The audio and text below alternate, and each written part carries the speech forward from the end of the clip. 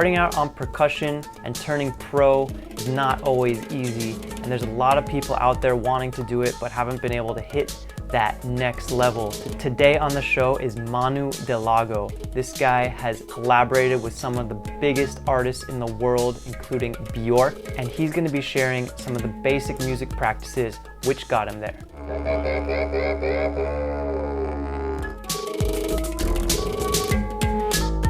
I basically started with music very early on. I was surrounded by musicians in my family. I got a drum kit when I was 2 years old, and I just, I didn't have like lessons obviously, but I did play, and it was a very playful way of learning, and I was just observing my uncle, who was the drummer, and try to imitate what he did. The first lessons I had were when I was about 6 years old, and then but that was an accordion for a few years. Then I had a few years on piano, and then I tried a bit of guitar, so sort of went through different phases. And then when I was about 14 or 13, I came back to the drums. With that age, it was sort of cool to have a band, so yeah, we formed a band and I played the drums, and we played a lot of rock music then. Sort of slowly I got a bit more open-minded, I guess, and started playing more jazz and classical music and percussion and some electronic music, and I studied on a conservatoire. When I was about 19, I came across the hang for the first time, and that felt like a very natural instrument at the time, because I played drums and marimba and piano, and the hang sort of felt like it combined quite a few of those sounds and instruments into one. So over the years, from then on, the hang became one of my main instruments. So I guess now the hang and the drum kit are sort of my main instruments. Over the last few years, so kind of with playing the hang, I also started composing, and that's what I do now. So I write music and perform music.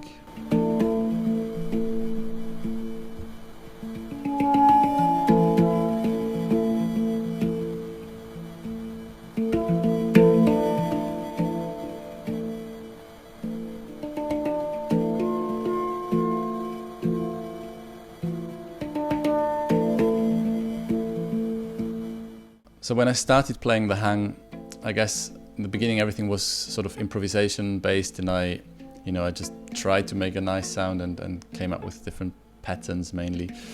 But then over time I sort of got into habits, I guess, so I tried to come up with new ideas, and then for a while I started trying to do arrangements of existing music, and then I also started just adding a lot of instruments. So first I had a band and a duo with a bass clarinet player, but then I also started writing for orchestra and choir, and now I've been using a lot of electronics recently. So I guess it's not only the hang itself, but it's also a lot about what's around it. What are like some of the first things you learned about percussion and drumming that you really recommend?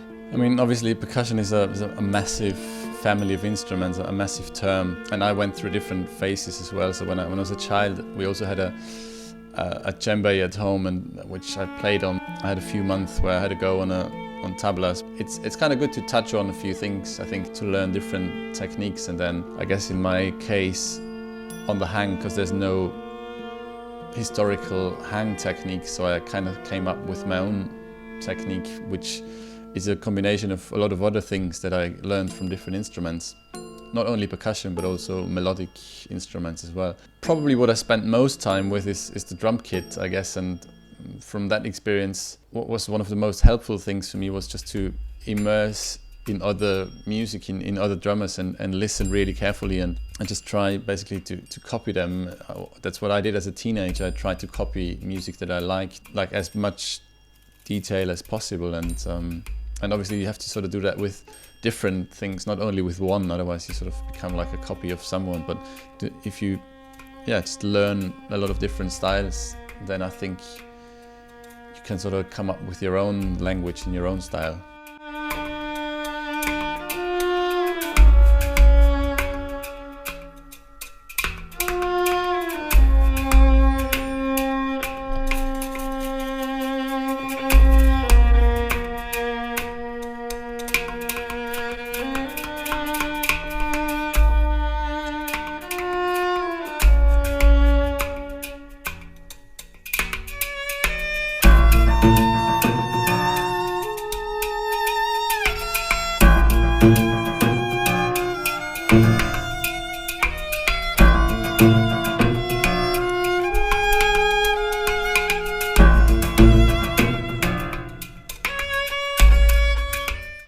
How much do you attribute to rudiments and fundamental, very mechanical beginner exercises versus like total free play and creativity, especially at the beginning stages for a musician? I think I had a bit of both, but I did have more fun in sort of the more playful way of playing, and I had a great teacher when I was a teenager.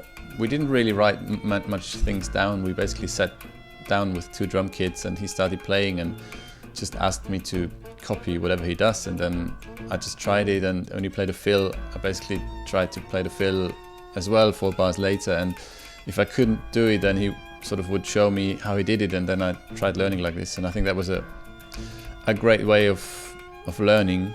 Having said that, I also went to the conservatoire and learned, you know, notated percussion and notated drums and all that, and I'm glad that I did that, because it's a faster way to write something down and have a bit more theoretical approach. I almost see it like an external hard drive to your brain when you're able to write things down, because sometimes you can't just remember everything and save everything in your brain or in your internal hard drive. So it's often good to be able to write things down as well and have that approach. How much does collaborating with other musicians, I mean just getting together to jam, how much does that really inform your playing, and how necessary is that? I think like all sorts of collaboration are massively important. At least for me it was very inspiring, because when I write by myself I often come up with quite similar ideas, I guess, but as soon as there is another parameter involved, another musician, another producer, whatever, I often come up with new ideas, and then it sort of goes both ways. So you inspire each other, and on every album I released I've always had guest singers, guest collaborators, guest instrumentalists, producers. I think that's the way forward if you sort of want to grow and develop and not too much repeat yourself, I guess.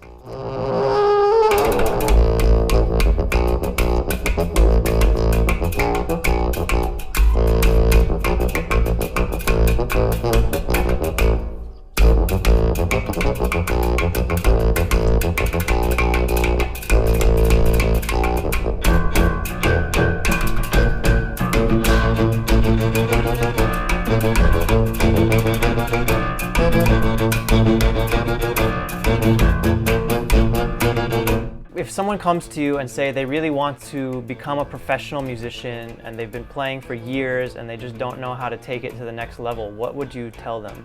Well, it really depends what they've done so far and where they're at. Generally, it's good to be open-minded, and then not, you know, I don't know if you've been playing a particular style of music for a long time and you feel like you're not getting further, then try a very different style. And I think if you do something where you're not good at, you make way faster progress. So, for example, in my case, for my undergraduate, I studied classical percussion, and when I was finished, I felt that like my jazz drumming wasn't as good as the classical playing in a way was, because I haven't done it so much. So I went for my master's, I went to a different university and I studied jazz drums. And at the same time, I realized when I was writing music that some of my writing, especially for orchestral instruments, wasn't as good as it should be or as it could be. And so the next course I went to a classical percussion course, and again on a different university. And after that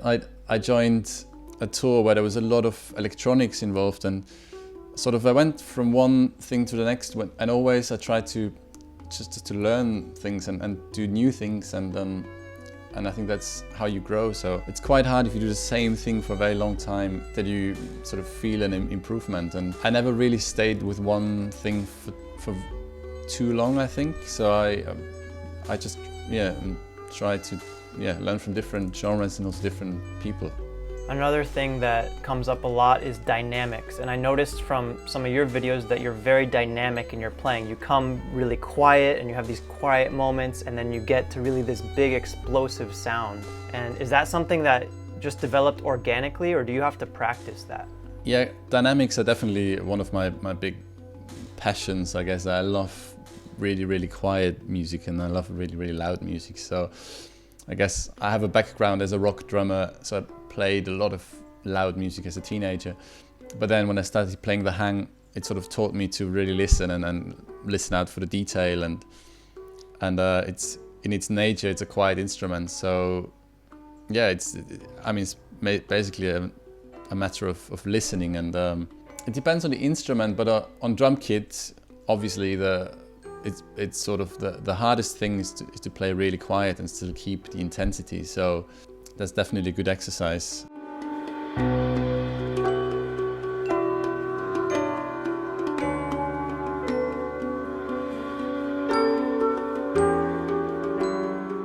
A lot of the musicians that I spend time with, they just hate the metronome, like despise it. I don't know if you've met anyone that feels that way. Some people love it. I'm sure most drummers learn to love it somehow.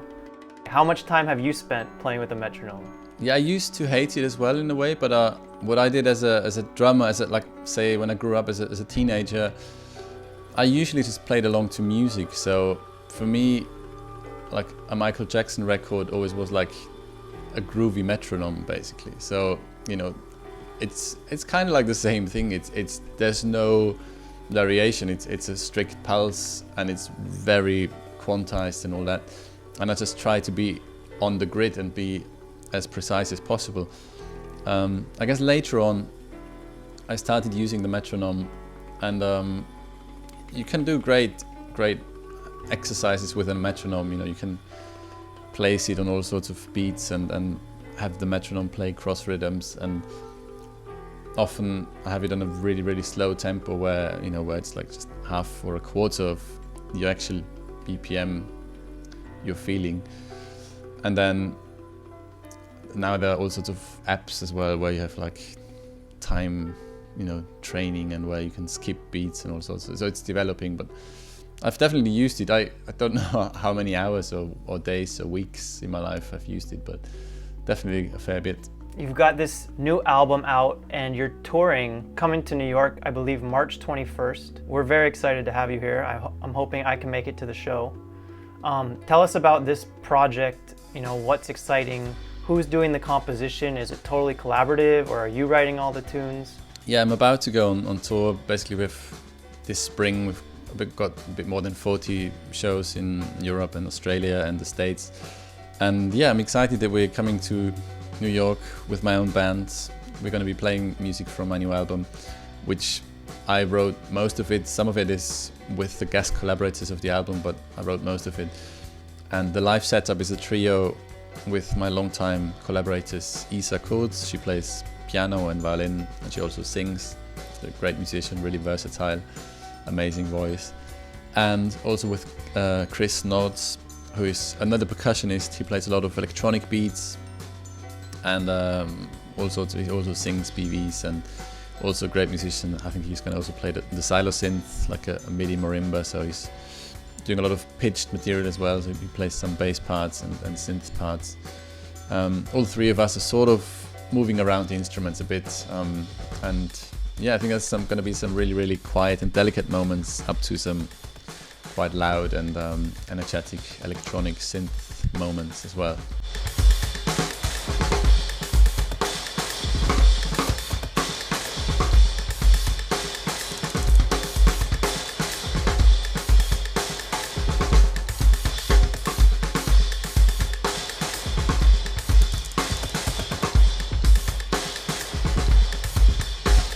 Your last 5 years, you've had some amazing collaborations. It looks like Bjork, Anoushka Shankar, Shpongle, just to name a few. So how is it working with Bjork? Well, Bjork is a music legend, and I've been a big fan of her music since I was a teenager. And yeah, it was like a dream come true, obviously working with your hero. And I think I've learned a lot, got inspired a lot, and it's just an amazing artist, I think. Anoushka is a great musician as well. We're almost the same age, so it makes it a bit different. It's sort of not like working with a legend in music history, so it's I guess more collaborative. We've been writing together, and you spend a bit more time together on the road, and it's yeah, but it's been great, especially also going to India and getting a sense of Indian music has been a massive inspiration for me as well. So I'm really thankful that I've been part of Anoushka's touring band for a while now.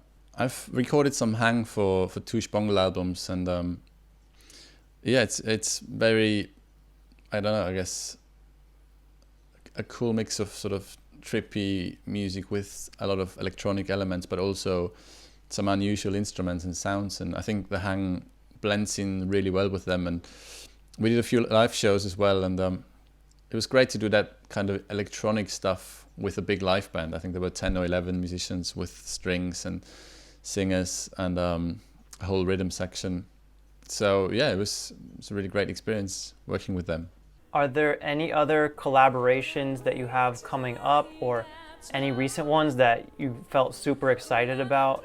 Later this year, I've got quite a few orchestral things coming up where it's basically either string orchestra or symphony orchestra, and I'm playing as a hang soloist, so I'm also excited about that. Remind me the name of your new album, because I just want to give it a shout. My new album is called Metronome, and it basically came out today, so it's available on vinyl and CD and all the usual downloads and stream platforms.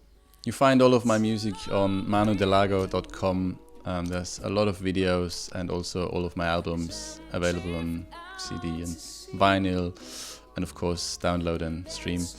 And yeah, hopefully I see you on my tour 21st of March in New York at Le Poisson Rouge, or all sorts of other places around the world. Thank you. It's a long way